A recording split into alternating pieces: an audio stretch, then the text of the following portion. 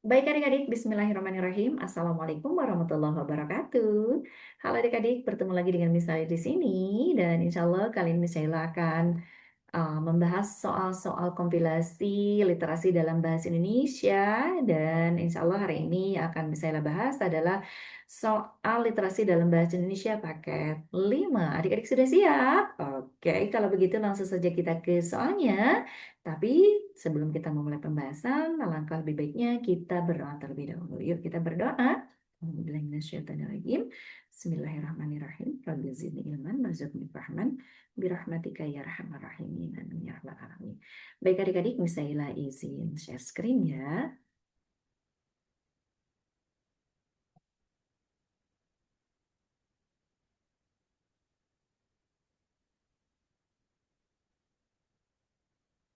Nah, adik-adik langsung saja kita ke soalnya. Adik-adik, di soal nomor 1 dan 2 ini ada sebuah teks yang isinya tentang kerjasama Indonesia dan negara Pakistan. Dan soal nomor 1 ini adalah soal yang menanyakan tentang kebenaran pernyataan mengenai hubungan baik bilateral Indonesia dan Pakistan, ya, yang ditunjukkan dalam beberapa bentuk kerjasama. Nah, adik-adik, kalau adik-adik menemukan soal seperti ini, adik-adik tidak perlu khawatir. Kenapa? Karena soal ini termasuk ke dalam soal tersirat. Artinya, adik-adik bisa menemukan jawabannya dalam teks, ya. Artinya, si informasi jawabannya itu tertulis dalam teks, ya. Jadi, adik-adik hanya perlu melakukan teknik membaca skimming. Yuk, langsung saja kita ke soalnya. Kita lihat pernyataannya, apakah betul Jalan Soekarno Cok di kota terdapat atau berada di kota Istanbul, Pakistan. Kita lihat informasinya ada di paragraf pertama. Oke. Terdapat jalan bernama Soekarno Cok di kota Peshawar yang berjarak 202 km dari ibu kota Pakistan, Islamabad. Jadi, pernyataan pertama ini salah ya karena Jalan Soekarno Cok itu berada di kota Peshawar. Kemudian pernyataan nomor 2. Kunjungan rutin kepala negara untuk kepala pemerintahan dari Indonesia ke Pakistan. Apakah betul hanya Indonesia saja yang berkunjung ke Pakistan? Masih di paragraf pertama ya informasinya adik-adik. Kita lihat di sini. Kalimatnya adalah hubungan baik kedua negara terus berlanjut hingga saat ini. Yang ditandai dengan saling kunjung kepala negara atau pemerintahan. Ini ya. Jadi tidak hanya negara Indonesia yang berkunjung ke negara Pakistan, tapi juga kepala pemerintahan Pakistan yang berkunjung ke Indonesia. Jadi ini kurang tepat ya atau salah. Kemudian perdagangan bilateral yang produktif antara Indonesia dan Pakistan. Ini juga tersurat adik-adik. Ini masih ada di paragraf pertama informasinya. Nah, ini dia. Salah satunya ini tampak dari perdagangan Indonesia-Pakistan yang produktif, oke, dengan total nilai perdagangan bilateral periode Januari sampai September 2020 mencapai 1,66 miliar US dollar. Ya, jadi ini betul pernyataannya. Kemudian produk impor Vanespati dari Pakistan, apakah betul?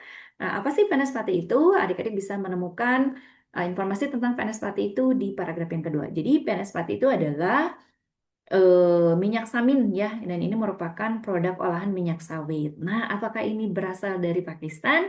Nah, ini aja udah disebutkan di Indonesia terkenal dengan sebutan minyak samin. Kita lihat di sini untuk memperkuat pernyataan kalimat nomor 4, apakah benar atau salah? Posisi Pakistan sebagai destinasi ekspor minyak sawit tidak terlepas dari kearifan lokal masyarakat Pakistan yang memerlukan panas pati, yaitu minyak atau lemak makan dengan tekstur semi padat dan berupa suspensi yang terbuat dari minyak nabati yang telah mengalami proses pemurnian. Jadi, nah ini posisi Pakistan sebagai destinasi ekspor minyak sawit. Oke, kemudian masyarakat Pakistan memerlukan panas pati. Jadi pernyataan ini salah. Ya, oke adik-adik. Gampang kan ya? Oke, langsung saja kita ke nomor 2. Mengapa komoditi minyak sawit menjadi komoditi ekspor yang diminati di Pakistan? Oke, apakah betul pernyataan nomor 1?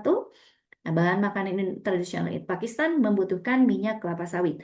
Adik-adik bisa lihat di paragraf kedua, kalimat yang pertama ini, posisi Pakistan sebagai destinasi ekspor minyak sawit tidak terlepas dari kearifan lokal masyarakat Pakistan yang memerlukan vanaspati. Oke.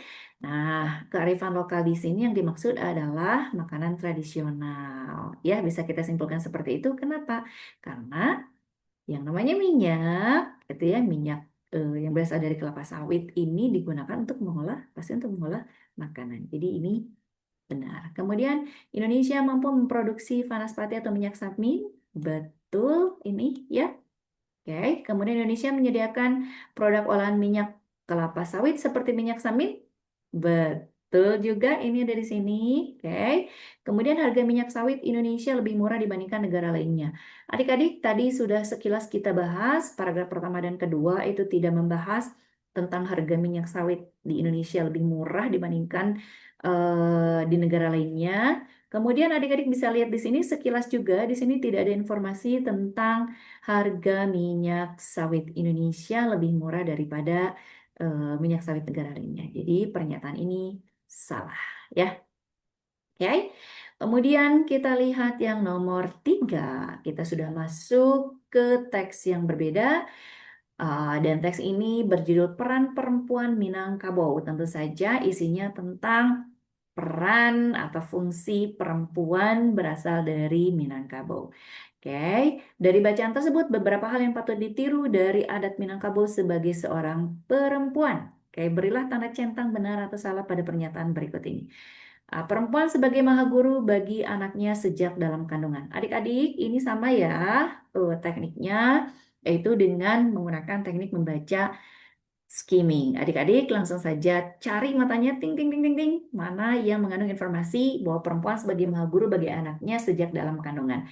Nah, adik-adik langsung saja misalnya kasih hints ya bahwa informasi ini ada di paragraf terakhir. Kita lihat di sini, perempuan Minang adalah seorang ibu dan maha guru sang anak sejak dari lahir. Dan ini maka ia wajib menjadi contoh baik dari segi iman yang didapat dari agama dan Tuhannya. Maka informasi ini atau pernyataan ini benar. Ya, kemudian perempuan yang berwatak baik akan melahirkan keturunan yang baik pula. Oke, adik-adik, kita lihat. Misalnya juga kasih hint ini informasinya bisa kita temukan di paragraf terakhir, kalimat terakhir. Pada dasarnya, seorang manusia yang buruk hatinya serta perangainya akan melahirkan seorang anak yang akan mudah menjadi buruk pula. Namun, sebaliknya perempuan yang berwatak baik akan melahirkan keturunan yang baik pula. Jadi, informasi ini atau pernyataan ini benar.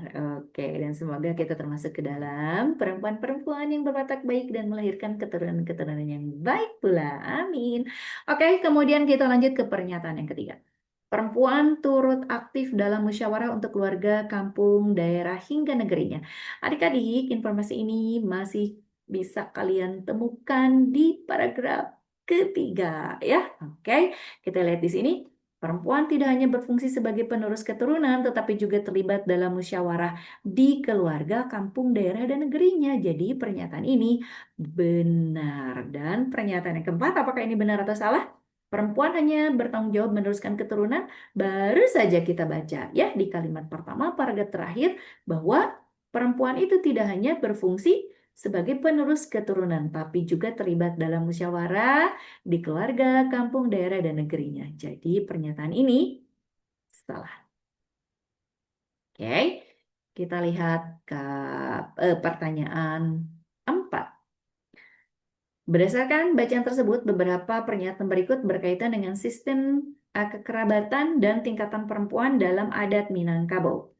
Oke, berilah tanda centang benar atau salah pada setiap pernyataan. Oke, setiap kekerabatan masyarakat Minangkabau adalah matrilineal, yaitu menurut garis keturunan ibu. Betul atau salah pernyataan ini bisa adik-adik temukan di paragraf pertama. Oke, sistem kekerabatannya adalah matrilineal atau menurut garis keturunan ibu. Oke, nah ini berarti benar ya. Kemudian pengelompokan perempuan Minangkabau didasarkan pada ciri fisik, kematangan emosional, dan peran dalam masyarakat. Apakah pernyataan ini juga benar? Adik-adik bisa lihat Informasinya di paragraf kedua. Pada masyarakat Minangkabau, wanita dikelompokkan ke dalam 4 tingkatan berdasarkan ciri fisik, kematangan emosional, dan perannya di dalam masyarakat. Jadi ini benar juga. Kemudian, Batino adalah sebutan untuk perempuan yang sudah bersuami. Apakah betul atau salah? Kita lihat di sini adik-adik. Ini juga tersurat. Ini ada di sini ya. Yang pertama adalah Batino, seorang wanita yang bagaimana? Ini yang baru lahir sampai dia menempuh masa kanak-kanak sampai sebelum akil balik.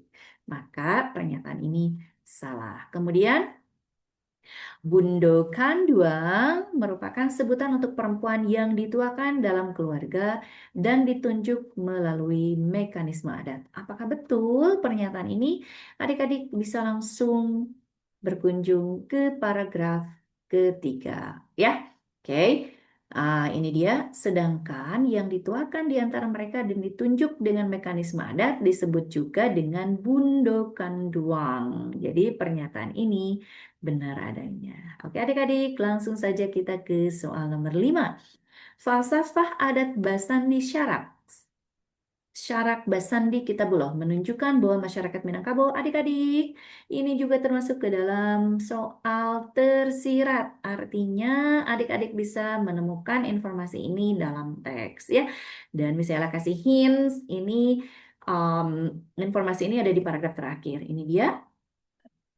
Sejalan dengan Pasaba Minangkabau, adat Basandi Syarak, Syarak Basandi Kitabuloh.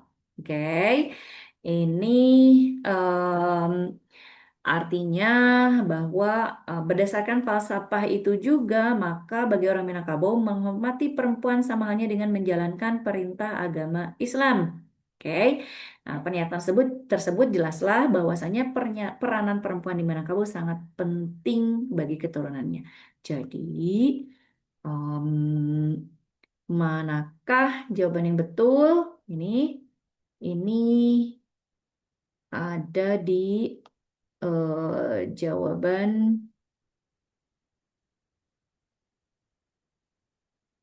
B ya. Jadi ajaran agama telah dijalankan dalam adat kebiasaan sehari-hari. Oke.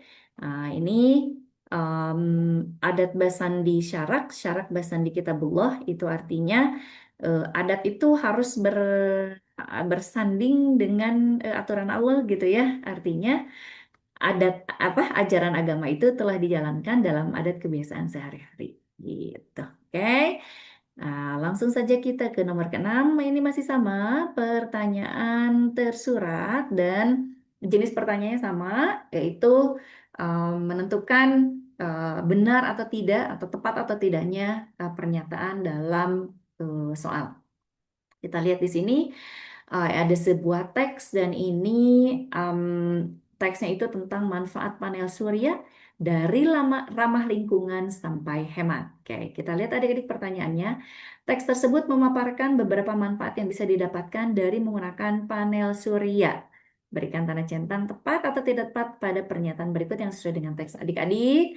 Kalau ada soal seperti ini, adik-adik sebenarnya tidak membaca teks langsung juga, adik-adik bisa menentukan mana yang merupakan manfaat dari panel surya, mana yang bukan gitu ya. Oke, tapi untuk memperkuat apa namanya pernyataan ini benar atau salah, maka kita perlu mengecek kebenarannya dalam teks ya. Langsung kita ke pernyataan pertama. Sebagai sumber energi yang demokratis karena dapat diakses oleh seluruh penduduk. Apakah betul panel surya itu adalah sumber energi yang demokratis karena dapat diakses oleh seluruh penduduk? Adik-adik bisa lihat informasi ini di paragraf kedua, ya. Oke, selama ini pemakaian panel surya dianggap sebagai sumber energi yang demokratis karena secara teoritis dapat diakses oleh seluruh penduduk, terutama di negara beriklim tropis seperti Indonesia, ya. Oke, jadi ini tepat. Kemudian, apakah betul mengurangi biaya listrik harian? Oke, adik-adik bisa lihat informasinya di paragraf ketiga, ya. Oke, kita lihat di sini. Meski terbilang cukup mahal, tetapi penggunaan panel surya dapat dianggap sebagai investasi jangka panjang karena dapat menghemat beban biaya listrik sekitar 30%. Jadi, betul ya. Kemudian membutuhkan biaya banyak untuk pemasangan. Pernyataannya betul, tetapi sesuai dengan teks maksudnya ya. Karena ini disebutkan di sini 14 juta sekali pasang ya, dan ini untuk kapasitas 1 kWp. Tapi yang ditanyakan di sini adalah hati-hati adik ya. Yang ditanyakan adalah manfaat. Jadi ini bukan manfaatnya. Ya mungkin bisa dibilang ini adalah satu apa ya, satu kelemahan atau kekurangan karena 14 juta itu masih terbilang mahal ya kalau di Indonesia. Oke, termasuk buat Miss Aila. Oke, ya jadi ini tidak tepat ya. Kemudian membutuhkan perawatan khusus untuk menjaga keawetan alat pemasangan panel surya. Apakah ini manfaat? Bukan adik-adik ya. Jadi ini bukan manfaatnya. Jadi pernyataan ini kurang tepat atau tidak tepat ya. Oke. Next pertanyaan nomor 7 yang ditanyakan adalah alasan yang tepat untuk menjadikan panel surya sebagai energi terbarukan yang lebih baik dari fosil. Oke, betul atau tidak pernyataan ini? Pengolahan batu bara fosil yang lebih mudah sehingga masih menjadi energi yang paling banyak digunakan di Indonesia. Pengolahan batu bara fosil yang lebih mudah sehingga masih menjadi energi yang paling banyak digunakan di Indonesia. Apakah betul? Apa? Ini adalah alasan yang tepat untuk menjadikan panel surya sebagai energi terbarukan lebih baik dari fosil. Oke. Adik-adik, ini bisa kita lihat informasinya di mana ini? Oke. Nah ini,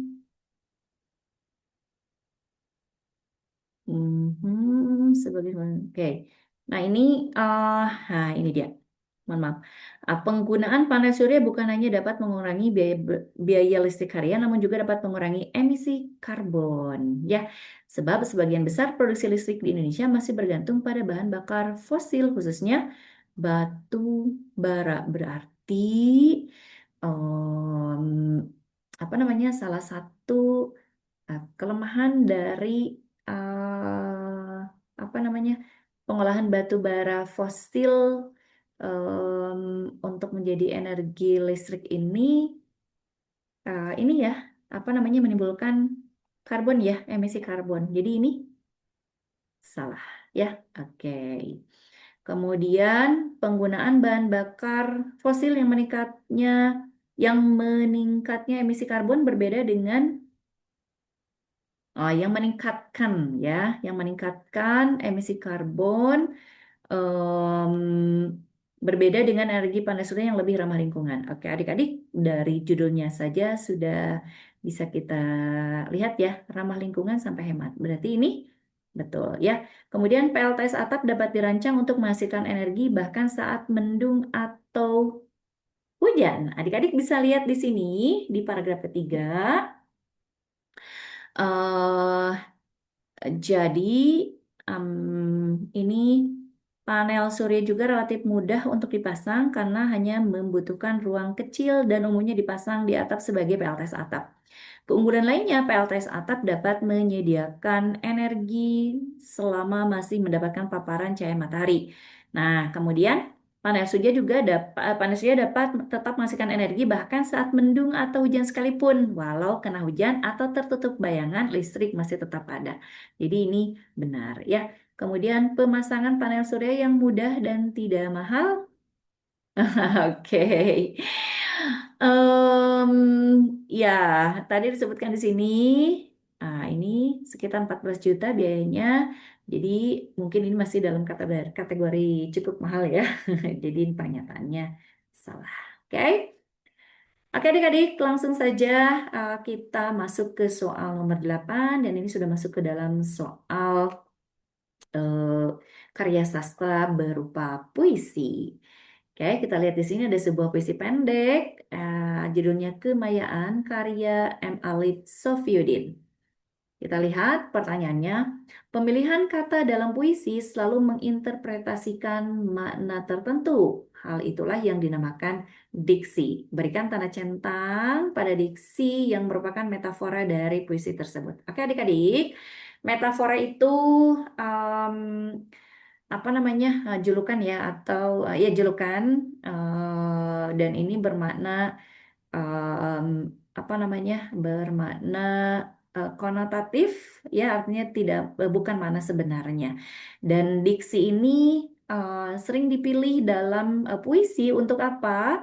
Untuk menjadikan si apa puisinya itu lebih puitis gitu ya. Oke, kita lihat di sini. Apakah teknologi itu berupa diksi, ya atau bukan? Kita lihat baiknya ya. Sementara semesta menjadikan teknologi sebagai mentari. Nah, teknologi. Oke, teknologi di sini bukan sebagai diksi karena ini masih bermakna sebenarnya. Apa itu teknologi? Ya, teknologi itu adalah seluruh sarana itu ya, sarana yang dibutuhkan oleh manusia untuk kenyamanan hidupnya, itu ya. Seperti apa? Gadget gitu ya, laptop, PC gitu ya, kemudian televisi dan lain sebagainya itu termasuk ke dalam teknologi ya. Kemudian yang kedua, mentari masih di bait yang sama. Sementara semesta menjadikan teknologi sebagai mentari. Nah, mentari di sini ini termasuk ke dalam diksi sayang ya. Kenapa sebagai diksi? Karena ini bermakna tidak sebenarnya. Mentari itu matahari ya. Dan matahari itu adalah sumber cahaya di di apa di bumi. Nah, ini apakah teknologi sumber cahaya bukan, tapi sebagai sumber itu ya sumber kehidupan dianggapnya sebagai sumber kehidupan. Jadi ini termasuk ke dalam diksi. Kemudian keabadian. Ini ada di bait kedua ya. Keabadian ialah persaingan dan inovasi. Oke, keabadian ialah persaingan dan inovasi. Nah, keabadian di sini apakah termasuk ke dalam diksi? Betul. Ya, karena yang dimaksud keabadian di sini bukan berarti keabadian abadi immortality, tapi ini adalah eh, hal yang terus-menerus dicari gitu ya oleh manusia dan tiada ujungnya. Makanya ini termasuk ke dalam adiksi. Kemudian persaingan. Nah, kalau persaingan di sini ini tidak termasuk ke dalam diksi karena ini mengandung makna yang sebenarnya ya. Jadi keabadian itu berarti tujuan yang terus dicari gitu ya oleh manusia terus-menerus itu adalah persaingan dan inovasi, persaingan, ya kan? Persaingan ya antara satu teknologi dengan teknologi yang lainnya, misalnya laptop merek A dengan merek B, gitu kan? Kemudian inovasi, nah gitu ya. Uh, apa namanya itu merupakan keabadian, ya. Dan diksi di sini em, apa namanya si keabadiannya diksi, tapi si persaingannya itu bukan bukan diksi. Kenapa? Karena ya persaingan kan laptop A dengan laptop B, kemudian inovasinya bagaimana?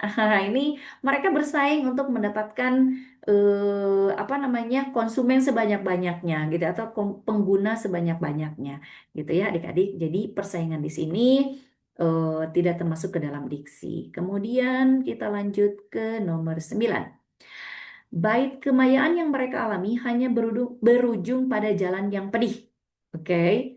Kemayaan yang mereka alami hanya berujung pada jalan yang pedih. Oke, kita lihat apakah betul pernyataannya. Tujuan hidup yang hanya mencari kesia-siaan. Oke, kemayaan yang mereka alami hanya berujung pada jalan yang pedih. Betul, karena sia-sia kan ya.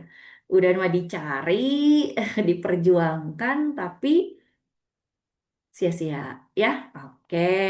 Oke, ini berarti ini tepat. Ya, kemudian ambisi untuk mencapai kesuksesan namun tidak berhasil. Nah, ini sebenarnya betul ini ada ambisi terlibat di situ, tetapi tidak dikatakan juga tidak berhasil. Justru mereka berhasil, makanya ada inovasi. Ya, ada inovasi, kemudian launching, kemudian ada apa? Ada persaingan ya antara konsumen itu mau milih misalnya gadget A atau gadget B gitu ya. Jadi semuanya berhasil ya. Oke, jadi ini kurang tepat ya. Kemudian mengejar sesuatu yang tiada habis dan hanya berakhir pada ketiadaan. Jadi maya itu kan artinya tiada sebenarnya ya. Oke, nah ini betul. Jadi mengejar sesuatu yang tiada habis dan hanya berakhir pada ketiadaan. Oke, kemudian berujung pada hidup yang persaingan dalam hidup yang berujung pada pertengkaran. Ini kurang tepat karena bukan pertengkaran tetapi persaingan ya, persaingan. Em, apa namanya? Berlomba-lomba untuk apa namanya? Berlomba-lomba untuk em, apa tuh? Menemukan inovasi yang lebih baik gitu ya daripada apa produsen yang lainnya seperti itu ya kira-kira kalau dibahasakan. Jadi sebenarnya bukan pertengkaran tapi dan karena itu tidak ada habisnya gitu ya tidak ada habisnya makanya apa disebutnya itu pada jalan yang pedih gitu karena tidak ada ujungnya gitu ya kebayangnya kalau tidak ada ujungnya gitu ya artinya eh, apa namanya suatu saat akan tiba di sebuah titik lelah yang tapi apa ya ada ketidakpuasan di situ gitu ya karena tidak ada ujungnya oke selalu dikejar selalu apa namanya diperjuangkan gitu ya demi apa demi lebih baik daripada yang lain gitu ya oke jadi ini kurang tepat kemudian kita masuk ke nomor 10. Puisi di atas menyampaikan beberapa pesan tentang cara manusia menjalani hidup. Berikut pesan yang tepat untuk menggambarkan puisi tersebut ya. Seperti biasa ini benar atau salah atau tepat atau tidak tepat. Kita baca dulu sekilas ya adik-adik. Sementara semesta menjadikan teknologi sebagai mentari, keabadian ialah persaingan dan inovasi. Jadi hal yang pardu ain di setiap penghuni bumi. Mata uang menjadi mata angin kehidupan. Kepercayaan manusia buta merampas halal haram. Bukan materi yang benar-benar mereka cintai, tapi individualitas diri yang gagal mereka kendali. Fulan, kemayaan yang mereka alami hanya berujung pada jalan yang pedih. Oke, kita lihat. Manusia terlalu sibuk memuja kecanggihan teknologi yang telah memanjakan kehidupan mereka. Betul, betul, tepat. Kemudian, manusia menjadi materialistik karena hanya menjadikan uang sebagai tujuan hidup. Betul, betul. Kemudian, kesibukan dalam bersaing dan menjadi yang terbaik membuat manusia lepas kendali. Betul ya, tadi ada di sini. Betul. Kemudian, manusia selalu puas dengan materi dan prestasi yang selalu diperjuangkannya. Tidak, ya. Oke, kenapa? Ini kan tadi ini nih ya. Oke, ini kurang tepat. Dari mana ini kemayan mereka alami hanya berujung pada jalan yang pedih. Itu. Ya. Oke. Adik-adik langsung kita ke soal nomor 11. Oke, judul yang tepat untuk melengkapi tulisan di atas adalah adik-adik ini isinya tentang new normal di sebagian laut di seluruh Indonesia ya adik-adik. Adik-adik bisa lihat di sini di paragraf pertama itu ada eh, apa namanya? Em, ini ada em, penelitian yang menyebutkan bahwa suhu laut yang terlalu tinggi dan didorong perubahan iklim telah dianggap sebagai normal di lautan. Oh ya, sorry. Jika kehidupan new normal saat pandemi berarti hidup dengan protokol kesehatan yang ketat seperti menggunakan masker dan menjaga jarak, maka panas ekstrim adalah new normal sebagian laut di seluruh dunia. Penelitian baru mengungkapkan bahwa suhu yang terlalu tinggi ini adalah em, apa namanya ada fenomena ya fenomena perubahan iklim suhu tinggi dan perubahan iklim. Kemudian ada penelitian di sini yang mengungkapkan bahwa lebih dari setengah permukaan laut melampaui batas ekstrim panas sepanjang sejarah dan terus meningkat sejak tahun 2014 ya. Kemudian di sini ini isi apa? Isi penelitiannya. Kemudian di sini ada em, apa namanya? Ada akibatnya itu ya. Akibatnya apa? Ini kondisi tersebut mengubah struktur. dan fungsinya serta mengancam kapasitasnya untuk terus menyediakan sumber kehidupan yang menopang kehidupan dan manfaat pada manusia. Jadi, judul yang tepat itu adalah eh, yang D ya. Nah, biasanya kalau apa namanya? Untuk menentukan judul itu biasanya ada di paragraf yang pertama ya adik-adik. Nah, jika kehidupan new normal saat pandemi berarti hidup dengan protokol kesehatan yang ketat seperti menggunakan masker dan menjaga jarak, maka panas ekstrim adalah new normal sebagian laut di seluruh dunia gitu. Penelitian baru mengungkapkan bahwa saat suhu laut yang terlalu tinggi dan didorong perubahan iklim telah dianggap keadaan normal di lautan. Jadi isinya ini yang D. Panas ekstrim adalah eh, new normal di sebagian laut di dunia ya. Oke. Baik adik-adik, langsung lanjut kita ke nomor 12. Oke adik-adik, em, nomor 12, eh, pertanyaannya adalah teks tersebut akan memiliki kepaduan apabila kalimat publikasi studi tersebut merupakan, jadi kalimatnya dari sini ya. Oke. Uh, Publikasi studi tersebut merupakan jurnal akses terbuka dengan judul The Recent Normalization of Historical Marine Heat Extremes diletakkan di mana? Oke, nah kita lihat adik-adik. Eh, kita lihat ini ada kata publikasi studi ya. Oke, nah ini dia. Paragraf yang kedua itu berisi kalimat yang pertamanya adalah studi yang dipublikasikan 1 Februari 2022 di PLOS Climate PLOS Climate itu mengungkapkan bahwa lebih dari setengah permukaan laut melampaui batas ekstrim panas sepanjang sejarah dan terus meningkat sejak 2014. Oke, kemudian kalimat keempatnya, pada penelitian yang dipimpin Monterey Bay Aquarium ini, para peneliti melakukan penelitian dengan memetakan 150 tahun suhu permukaan laut untuk menentukan tolak ukur historis tetap untuk suhu panas laut yang ekstrim.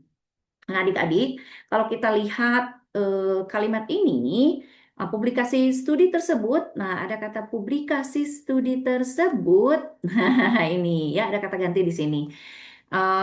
Kemudian ada kata publikasi studi. Nah, berarti ini akan em, apa namanya tepat jika ditempatkan setelah kalimat ketiga dan sebelum kalimat keempat. Jadi isinya yang B ya. Oke. Langsung saja kita ke kalimat atau pertanyaan nomor 13. Kalimat yang tidak efektif dalam teks tersebut adalah kita lihat kalimat nomor 1. Adik-adik, misalnya ingatkan kalimat yang tidak efektif itu satu dia tidak lengkap ya struktur kalimatnya, subjek predikatnya tidak lengkap, kemudian mengandung kata tidak baku, mengandung em, apa namanya imbuhan yang kurang tepat, kemudian kata depan yang kurang tepat, gitu ya. Kemudian ejaan yang kurang tepat juga, kemudian em, apa namanya mengandung em, tanda baca yang kurang tepat juga, yaitu termasuk ke dalam kalimat yang tidak efektif. Ya, nah adik-adik kita lihat yang nomor 1. Apakah ini efektif atau tidak? Jika kehidupan new normal saat pandemi berarti hidup dengan protokol kesehatan yang ketat, seperti menggunakan eh, masker dan jaga jarak, maka panas ekstrim adalah new normal sebagai laut di seluruh dunia. Adik-adik, mohon maaf, ini ada typo. Ini sebenarnya sudah eh, apa namanya dicetak miring ya, seperti di nah ini ya, cuman ketika di copy paste ini soalnya ini berubah lagi. Ini harusnya sudah cetak miring ya. Jadi ini udah cetak miring ya adik-adik. Nah ini betul ya. Anggap saja kita si soal ini udah cetak miring ya. Nah, ini betul. Kemudian kalimat nomor 2, penelitian baru mengungkapkan bahwa suhu laut yang terlalu tinggi dan didorong perubahan iklim telah dianggap sebagai keadaan normal di lautan. Ini juga betul, tidak mengandung kesalahan-kesalahan. Kemudian kalimat nomor 4, nomor 4 ada di sini. Pada penelitian yang dipimpin Monterey Bay Aquarium ini, para peneliti melakukan penelitian dengan memetakan 150 tahun suhu permukaan laut untuk menentukan tolak ukur historis tetap untuk suhu panas laut yang ekstrim. Ini udah benar. Ekstrim itu penulisannya seperti ini, adik-adik. Kalau ekstrim pakai I itu justru yang kurang tepat.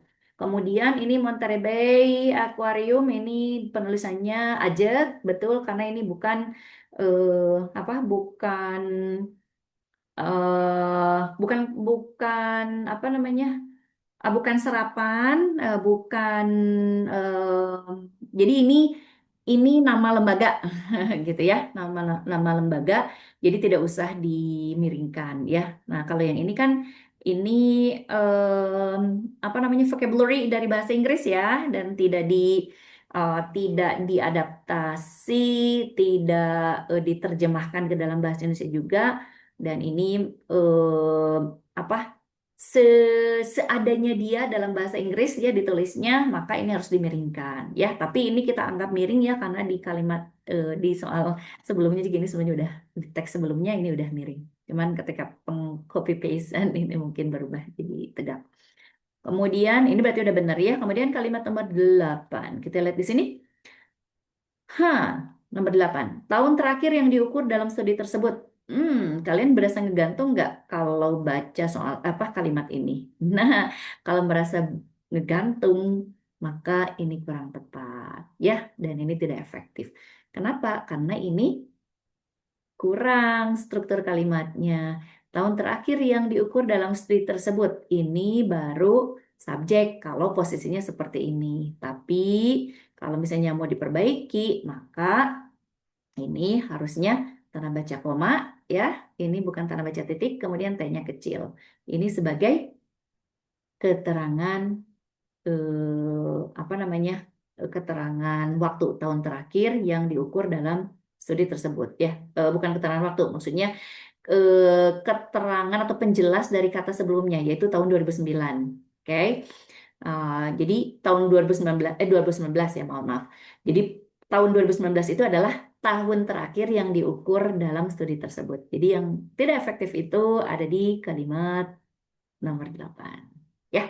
Oke, kemudian nomor 14, topik yang paling tepat untuk meringkas isi teks tersebut adalah apakah yang A, dampak perubahan iklim terhadap peningkatan suhu laut ekstrim di seluruh dunia? Oke, ini tadi disebutkan hanya di sebagian laut di seluruh dunia, ya. Kemudian metode pemetaan suhu permukaan laut untuk menentukan tolok ukur panas ekstrim juga enggak. Kemudian perbandingan persentase lautan yang mengalami panas ekstrim pada abad ke-19 dan tahun 2019 ini juga terlalu spesifik ya kalau kita ringkas. Kemudian resiko keruntuhan ekosistem laut akibat panas ekstrim yang menjadi normal baru di lautan. Ataukah yang E, proses penelitian Monterey Bay Aquarium tentang suhu laut ekstrim dari tahun 2014 hingga 2019 ini juga terlalu spesifik. Jadi ini isinya yang D. Ya, kenapa yang D? Karena di sini udah ada fenomenanya, kemudian ada penelitiannya, kemudian ada hasilnya, kemudian di sini ada resikonya. Ya, oke, jadi sini yang D. Kemudian yang nomor 15. Oke, ini sudah beda lagi. em, beda lagi teks ya. Oke. Kata yang penulisannya tidak mengikuti kaidah ejaan terdapat pada. Oke. Adik-adik lihat ini hanya untuk nomor 15 saja. Jadi langsung saja ya. Kalimat nomor 1. Penderita stroke dan osteoporosis umumnya melakukan fisioterapi di rumah sakit atau klinik. Tidak ada yang salah. Kalimat nomor 4. Dari sini muncul ide untuk memindahkan layanan fisioterapi ke rumah agar penderita stroke dan osteoporosis dapat melakukan fisioterapi secara mandiri. Ini juga tidak ada yang salah. Kalimat nomor 5, berangkat pada pemikiran tersebut, tim peneliti dari Institut Teknologi 10 November ITS Surabaya, Jawa Timur mengembangkan aplikasi Medical Capture atau MedCap. Oke, berarti ada yang salah? Betul. Ini ada Medical Capture, harusnya dicetak miring. Ya, oke. Kemudian berarti ini isinya C. Ya, oke. Kemudian, nah kalau sudah menemukan jawabannya, misalnya masih ada sisa, nggak usah dilihat karena udah nemu jawaban yang benar. Ya. Kemudian yang nomor 16, wow, sudah beda lagi teks ya adik-adik. Oke, kita lihat ini ada tata cara penggunaan masker. Jenis masker yang disarankan untuk digunakan oleh masyarakat umum adalah, adik-adik, ini adalah pertanyaan tersirat juga, jadi jangan khawatir karena ya tersurat atau tertulis dalam teks. Ya, kita lihat di sini. Tata cara penggunaan masker. Cuci tangan sebelum menggunakan masker. Kenali bagian depan, belakang, atas, dan bawah masker. Pasang tali masker ke kedua telinga. Pastikan masker menutupi hidung dan mulut dengan sempurna sehingga udara masuk melalui masker, bukan melalui celah atau rongga ya di sisi kiri, kanan, atas, atau bawah masker. Selain pada sisi depan dan belakang, masker juga memiliki strip yang rapat ditekuk ke bagian atasnya. Nah, ini bedah, masker bedah. Saat menggunakan masker, masker wajah bedah, masker medis umum, dan masker kapas atau kain, pastikan sisi depan menghadap keluar. Kemudian jika terdapat strip, taruh strip di bagian atas dan dibentuk menyusutkan hidung, cuci tangan sampai bersih sebelum melepaskan masker, dorong sisi depan masker dengan satu tangan sambil memegang loop telinga, kemudian lepaskan loop dari masing-masing telinga, lipat masker dengan sisi belakang di dalam. Jadi, mana nih jenis masker yang disarankan untuk digunakan oleh masyarakat umum?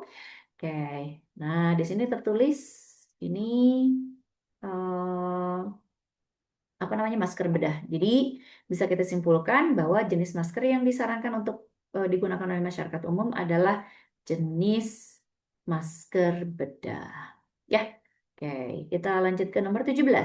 Berdasarkan bacaan di atas dapat disimpulkan bahwa, oke, jadi simpulan itu adalah hasil akhir dari suatu teks dan biasanya berupa solusi atau saran. Ya, oke. Nah, adik-adik tadi sudah misalnya bacakan ya dari mulai cuci tangan langkah pertama sampai langkah terakhir itu ke langkah ke-10 gitu ya. Bisa kita simpulkan bahwa dalam proses pemakaian dan pelepasan masker, masker harus dilakukan dengan hati-hati ya. Oke. Kemudian kita lanjut ke nomor 18. Pemakaian masker medis sangat disarankan dibanding jenis masker yang lain. Nah, berdasarkan pernyataan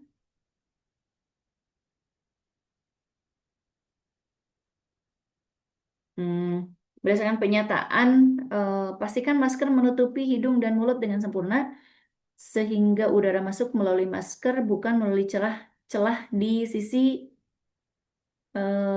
kanan, kiri, atas atau bawah masker dapat diasumsikan bahwa oke, ini diasumsikan bahwa kita lihat masker yang dijual harus mendapat izin edar dari pihak berwenang. Ini kurang tepat. Virus dapat menyebar melalui udara. Ini juga kurang tepat. Kemudian pemakai masker harus dapat bernapas seperti biasa. Kurang tepat juga. Kalau harus bernapas seperti biasa, ya berarti tidak usah menggunakan masker ya pasti ada ada ini ya ada bedanya. Jadi masker yang baik adalah masker yang rapat, tidak ada rongga, tidak ada celah ya rongga itu ya. Jadi isinya yang di ya, oke. Kemudian kita lihat yang nomor 19. Pernyataan manakah yang tidak sesuai dengan wacana di atas? Nah, ini dia sudah ganti lagi teks ya adik-adik.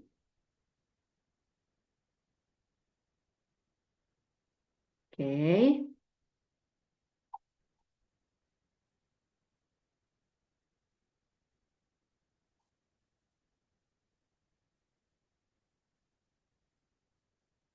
Oke.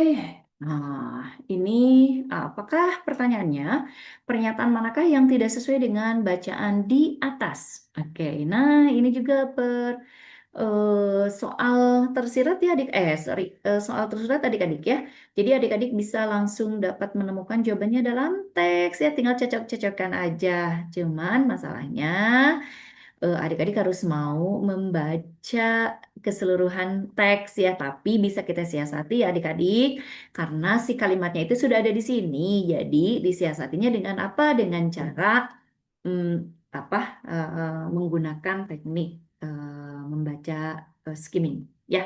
Oke, kita lihat di sini. Pemerintah Kota Wisata memiliki rencana terintegrasi untuk pengembangan kawasan wisatanya. Kita lihat di sini. Adik-adik baca kalimat terakhir ya di sini. Oleh karena itu dibutuhkan integrasi rencana-rencana yang menghubungkan keunggulan strategi dari pengembangan kawasan dengan tantangan lingkungan. Jadi, integrasi rencana-rencana itu penggabungan atau pemaduan rencana-rencana yang ada gitu ya. Artinya, rencananya itu sudah ada, tinggal diintegrasikan. Jadi isinya ya, sorry, isinya ini, oh isinya, jadi isinya ini tepat ya, berarti ini benar. Sorry.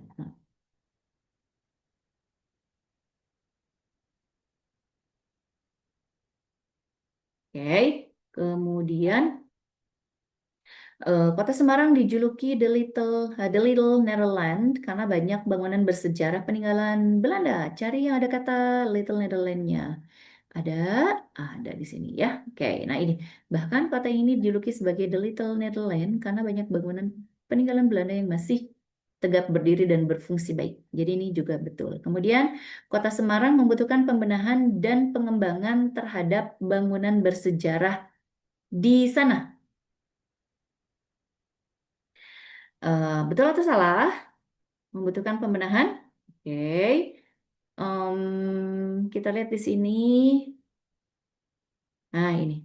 Pemerintah mengambil, nah ini dia. Pemerintah perlu mengambil langkah cepat untuk melakukan pengembangan dan pembenahan tempat-tempat ikonik di Kota Semarang. Jadi ini juga betul. Kemudian meningkatnya jumlah wisatawan di Semarang menunjukkan bahwa kota ini memiliki nilai jual dan daya tarik wisata yang baik. Nah, apakah betul? Kita lihat di sini kalimat 5 berikut ini. Meningkatnya jumlah kunjungan wisatawan ya, sebaiknya diiringi dengan pertumbuhan daya tarik wisata baru yang memiliki nilai jual dan lebih inovatif. Berarti ini apa namanya? Belum ada atau mungkin sudah ada tapi kurang, gitu ya. Jadi yang kurang tepat itu adalah yang di. Oke. Kemudian yang nomor 20, nah ini penulisan kata bercetak tebal pada bacaan yang salah terdapat pada kalimat. Oke, adik-adik, kita lihat kalimat ke satu. Ya, tadi yang dicetak tebal itu adalah kata transit ya. Oke, transit ini udah benar. Tegap juga udah benar. Inovatif juga udah benar. Ya, kemudian ikonik. Nah, ini yang kurang tepat. Oke. Kenapa kurang tepat? Karena kalau dalam KBBI ini harusnya ditulis ikonis. Tuh ya. Jadi isinya yang D. Oke. Lanjut ke nomor 21. Kalimat manakah yang tidak efektif pada bacaan di atas? Ayo adik-adik, mana yang tidak efektif? Ini sebenarnya udah di spill di nomor 20 ya. Tadi kan Bu Sela sempat bahas sedikit ya, sempat ingatkan bahwa salah satu ciri dari kalimat tidak efektif itu adalah mengandung kata tidak baku. Jadi ya sudah, isinya adalah kalimat ke-6. Oke. Kemudian kalimat manakah yang menggunakan kata yang mananya selaras dengan kata integrasi pada kalimat ke-7? Tadi apa itu integrasi? Integrasi itu adalah penggabungan ya. Penyatuan, pemaduan. Oke, ini ada di kalimat A. Oke. Kemudian nomor 23. Sudah beda lagi teks ya untuk nomor 23 sampai 24. Menurut bacaan, alasan utama dikembangkannya, nah ini harusnya nyatu juga ya adik-adik. Dikembangkannya kompor listrik induksi adalah, adik-adik bisa lihat di sini. Alasan utama dikembangkannya kompor listrik. Kita lihat.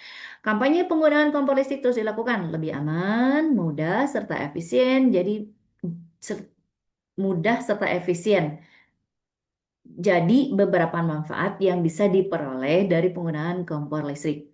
Lebih aman, mudah, efisien. Kemudian keunggulan utama kompor listrik adalah lebih hemat. Selain pengguna yang mendapat manfaat, negara juga memperoleh penghematan subsidi dan impor jika masyarakat beralih menggunakan kompor induksi. Ya, oke, berarti isinya yang A, ya, oke. Kemudian, nah ini kalau yang emisi-emisi itu ada di sini ya. Keunggulan komposisi berikutnya adalah lebih aman, kompor tersebut tidak menimbulkan api dan asap sehingga risiko menimbulkan kebakaran jauh lebih kecil. Selain itu tidak ada potensi ledakan akibat bahan bakar. Kemudian kompor emisi yang tanpa asap dan api dan asap juga lebih sehat bagi penggunanya karena tidak menghasilkan emisi. Nah, itu ya. Selain itu juga ramah terhadap anak-anak karena lebih aman. Oke, jadi isinya yang A. Kemudian kita lihat yang nomor 24, kekurangannya. Nah, kalau kekurangan dari kompor induksi ini dibahas di paragraf kedua. Oke, ini dia. Nah, tidak semua jenis peralatan masak dapat digunakan pada kompor induksi. Pertama-tama, bagian bawah wajan atau panci harus rata. Ini harus rata. Karena permukaan kompor juga rata. Jadi nggak boleh penyok ya. Kalau penyok nanti deng-deng. Kedua materialnya harus mengandung magnet supaya bisa bereaksi dengan energi elektromagnetik. Jadi harus mengandung apa adik-adik? Magnet ya. Kemudian ini harus mengandung magnet. Kemudian permukaan kompor induksi dilapisi dengan kaca yang halus. Nah, supaya tidak salah beli, cermati label peralatan masak. Apabila ada tarikan magnet, kompor induksi bisa digunakan. Kemudian tampilannya cantik dan modern, tapi lebih mudah tergores. Jadi isinya adalah yang tidak semua jenis peralatan masak dapat digunakan pada kompor yang rata, terkadang juga mudah tergores. Oke, jadi isinya yang E. Oke, eh, mohon maaf. Oh iya, ini isinya yang mana adik-adik? Ya, yang ini ya. Oke, karena ini ada kata terkadangnya, mohon maaf. Mudah tergores dan alat masak yang digunakan harus datar dengan menggunakan material yang mengandung magnet. Ya, oke. Kemudian yang nomor 25, energi yang dimiliki oleh roller coaster pengaruh posisinya disebut apa? Oke, kita lihat. Jadi ini ada sebuah teks yang isinya tentang roller coaster ya. Ah, ini pertanyaan tersurat juga ya. Ada eh, apa namanya? Ada tertulis jawabannya dalam teks. Kita lihat energi yang dimiliki oleh roller coaster karena pengaruh posisinya disebut titik-titik. Oke, adik-adik.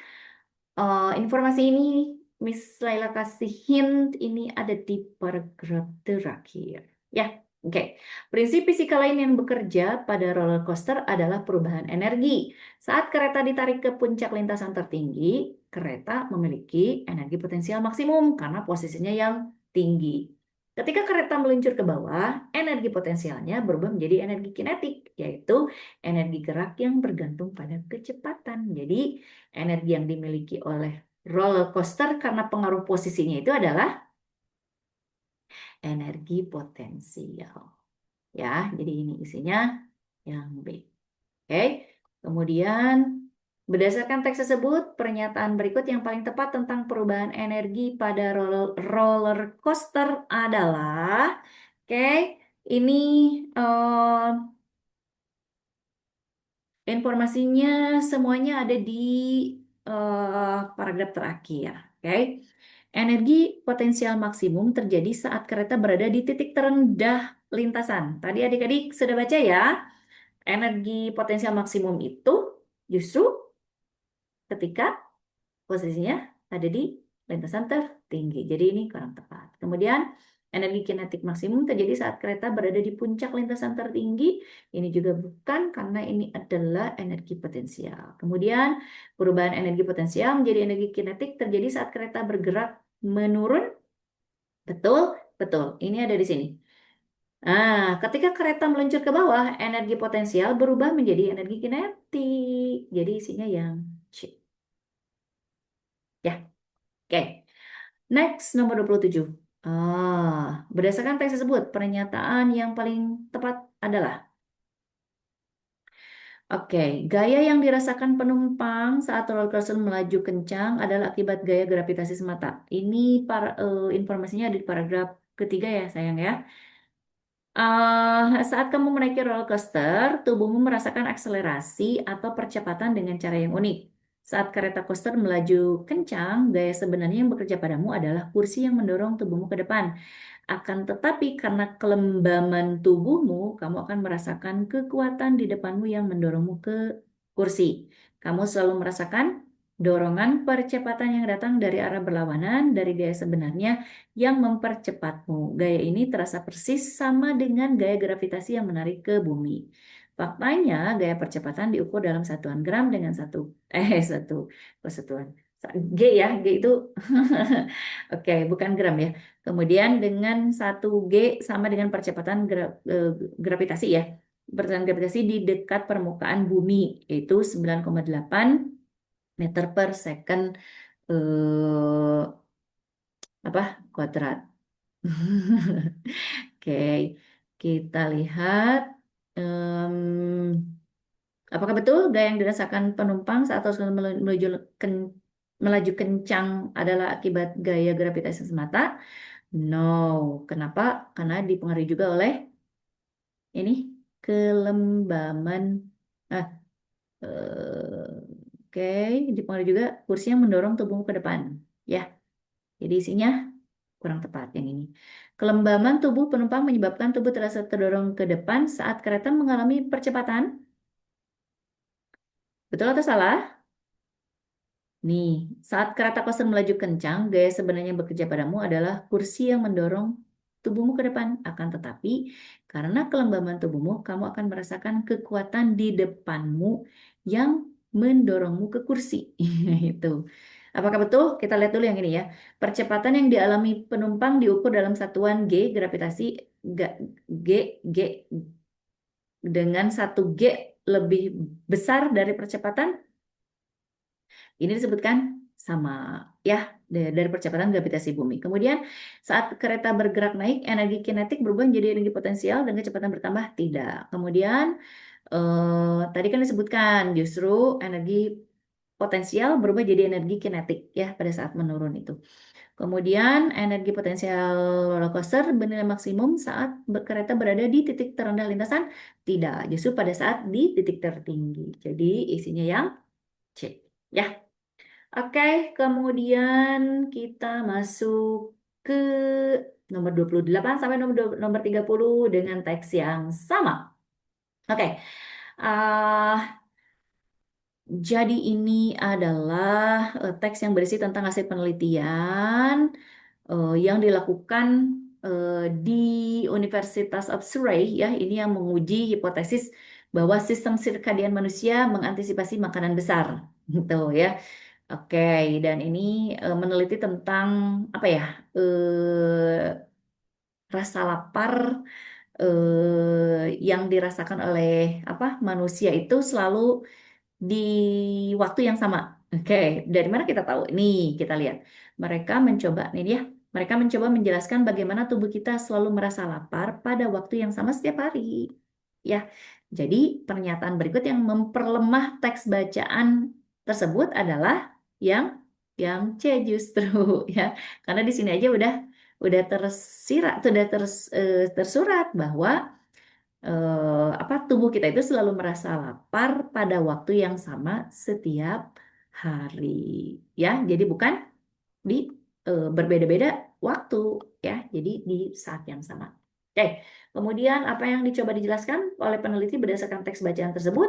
Yaitu tadi berarti ingin membuktikan apa namanya eh, atau mencoba menjelaskan bagaimana atau kenapa tubuh selalu merasa lapar pada waktu yang sama setiap hari. Ya, ini tersurat, sorry, tertulis di sini. Ya. Kemudian yang nomor 30, nomor terakhir, jika kamu membaca teks dengan saksama, hubungan antara kalimat 14 dan kalimat 15 adalah, kita lihat di sini sayang-sayangku. Nah, ini. eh jadi di paragraf paragraf kalimat 14 dan 15 ini ada di paragraf ketiga, paragraf terakhir. Oke, kita baca dulu deh ya. Paragraf ini tentang apa? Glukosa diukur setiap 15 menit selama penelitian dan tingkat kelaparan diukur setiap jam selama jam bangun pada hari kedua, 4 dan 6 itu ya. Pada tahap pertama penelitian dan kemudian setiap jam untuk 37 jam terakhir. Para penulis menemukan konsentrasi glukosa peserta dalam kelompok makan kecil meningkat pada saat bangun dan tetap meningkat sepanjang hari sampai menurun setelah makan terakhir mereka. Nah, dalam kelompok makan besar ada peningkatan konsentrasi glukosa yang serupa saat bangun, namun ada penurunan bertahap yang mengarah ke makanan pertama. Kalimat 14, dalam 37 jam terakhir, ketika kedua kelompok diberi makan makanan kecil yang sama setiap jam, semua peserta menunjukkan peningkatan awal konsentrasi glukosa saat bangun. Namun, pada mereka yang sebelumnya menerima dua makanan besar, kadar glukosa mulai menurun sebelum makan besar yang diantisipasi atau yang tidak mereka terima, sedangkan untuk peserta yang selalu mengonsumsi makanan kecil setiap jam, kadar glukosa mereka terus meningkat seperti yang terlihat sebelumnya. Jadi isinya ini tentang apa hasil penelitian ya, apa namanya, apa si diukur si glukosanya di awal itu setiap 15 menit ya selama penelitian dan tingkat kelaparannya juga diukur setiap jam selama jam bangun pada hari kedua, keempat, dan 6 gitu ya pada tahap pertama kemudian sampai 37 jam terakhir. Nah, apakah 14 dan 15 ini bertentangan, saling bertentangan? Kalau kita lihat ada kata namun, betul itu bertentangan. Konjungsi ini adalah konjungsi pertentangan. Tetapi sebenarnya kalimat ini isinya itu jadi dua kalimat ini ya 14 dan 15 itu adalah kalimat yang menjelaskan si hasil penelitian ini ya. Jadi kalimat 15 itu merinci kalimat 14. Ya, merinci. Dari mana ini? Dari 13 ini. Jadi si hasilnya itu seperti ini gitu loh. Hasilnya ini seperti ini loh gitu ya. Em, apa namanya? Jadi kalau yang dikasih eh, kelompok yang dikasih makanan kecil yang sama setiap jam itu pada saat bangun itu semua peserta menunjukkan peningkatan awal konsentrasi glukosa. Sementara pada mereka yang sebelumnya menerima dua makanan besar, kadar glukosanya itu menurun sebelum makan besar, ya, yang diantisipasi atau yang tidak mereka terima. Sedangkan untuk peserta yang selalu mengonsumsi makanan kecil setiap jam, kadar glukosa mereka terus meningkat seperti yang terlihat sebelumnya. Ya, jadi em, apa namanya? Ini adalah perincian dari 14 dan 15 ini sebenarnya merinci merinci kalimat nomor 13 ya. Ini dalam kelompok makan besar ada peningkatan konsentrasi glukosa yang serupa pada saat bangun, namun ada penurunan bertahap yang mengarah ke makanan pertama. Nah, kemudian dalam 37 jam terakhir nih ketika kedua kelompok diberi makanan kecil yang sama setiap jam, semua peserta menunjukkan peningkatan awal konsentrasi glukosa pada saat bangun. Sementara pada mereka yang sebelumnya menerima dua makanan besar, kadar glukosanya mulai menurun sebelum makan besar. Nah, berarti ini C jawabannya ya. Jadi merinci. Kalimat 15 itu merinci kalimat 14. Gitu adik-adik. Baik adik-adik. Mudah-mudahan apa yang sudah bisa saya jelaskan bermanfaat buat adik-adik. Dan mohon maaf atas segala kesalahan dan kekurangan. Misalnya cukupkan sampai di sini. Alhamdulillahirabbil alamin. Subhanakallahumma wa bihamdika asyhadu an la ilaha illa anta astaghfiruka wa atubu ilaik. Amin ya rabbal alamin. Bertemu kembali di paket berikutnya. Assalamualaikum warahmatullahi wabarakatuh. Bye.